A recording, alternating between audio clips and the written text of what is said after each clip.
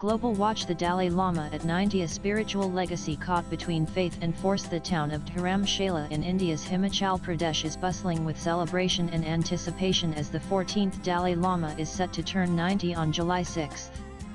Although, as the spiritual and political head of Tibetan Buddhism, the Dalai Lama's birthday is in itself a hugely significant event, this time, it holds far-reaching importance as His Holiness is expected to share details of his successor. This is not just going to be a spiritually or religiously loaded revelation, but something that the future of the Tibetan people, who have been resisting Chinese control for decades, depends on. Since the Dalai Lama's exile to India in 1959, along with thousands of others, in the wake of the Chinese occupation of the Tibetan Plateau, he has emerged as a globally recognized and revered embodiment of Tibetan resistance, cultural distinction, and humanitarian values. A Nobel laureate, the Dalai Lama, or Tenzin Gyatso, was born as Lama Dhondup in 1935 in northeastern Tibet, and in 2 years, he was identified by sacred religious search parties as the incarnation of the 13th Dalai Lama.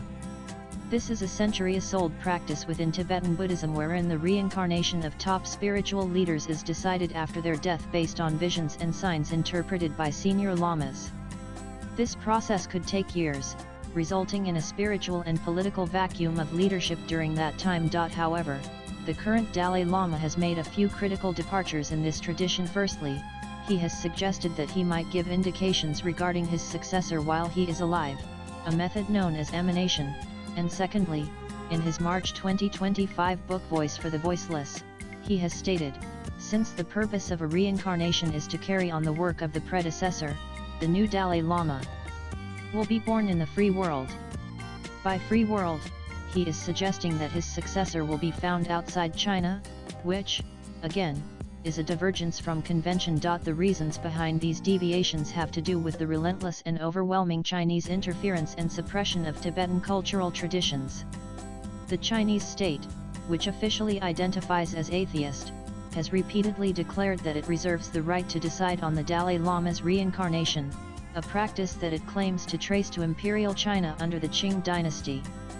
To that end, the Chinese Communist Party CCP wants to determine the next Tibetan Buddhist leader through the Golden Urn process, wherein the names of all possible reincarnations are drawn from a golden urn, and to preside over it, it has convened a committee comprising government-selected Tibetan monks and CCP officials. This is, in no way, the first time that the CCP has attempted to directly intervene in Tibetan Buddhist affairs.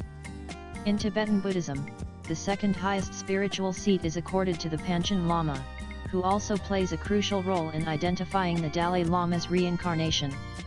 In 1995, the current Dalai Lama named the 6-year-old Gethun Choi Kai Numa as the reincarnated Panchen Lama.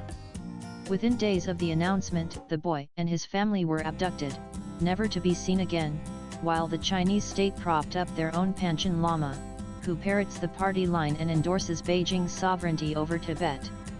Therefore, the vital significance of the Panchen Lama in deciding the succession of the Dalai Lama was a chief motivation for the CCP to intercept this seat, which raises anxieties about the future of the figure of the Dalai Lama itself. As the Dalai Lama gets older, the apprehension that there might be two Dalai Lamas, one based on suggestions by the current Dalai Lama and another projected by the CCP, becomes more and more severe.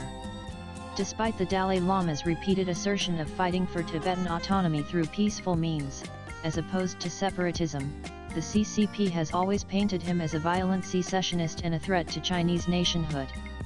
As early as 1996, China formally prohibited the display and possession of the Dalai Lama's images in Tibet, construing it as solidarity with Tibetan secessionism. Over the years, China has intensified its efforts at reshaping Tibetan society, severing the next generation from their language, culture, ways of life, and, most importantly, aspiration for autonomy.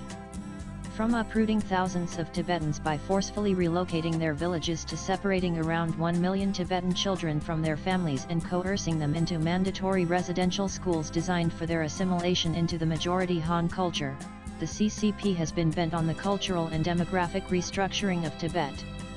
In fact, since 2023, China has begun referring to Tibet as the Xizang Autonomous Region in all official communications, demonstrating its fixation on the cultural erasure of the Tibetan identity. Swipe left for next video. From this perspective, the Dalai Lama's 90th birthday, around which he is expected to reveal details on his spiritual inheritance, goes far beyond being an event of spiritual religious significance.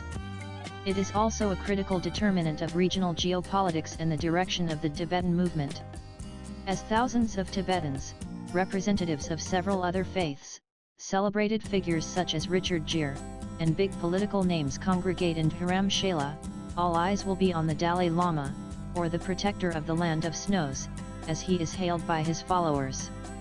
The world will listen carefully, as his words will shape one of the most resilient, enduring, and inspiring struggles of our times. The writer is an author and a columnist. His X handle is Aaron Anand Live. Views expressed in the above piece are personal and solely those of the author. They do not necessarily reflect NEWS18's views. Latest blogs.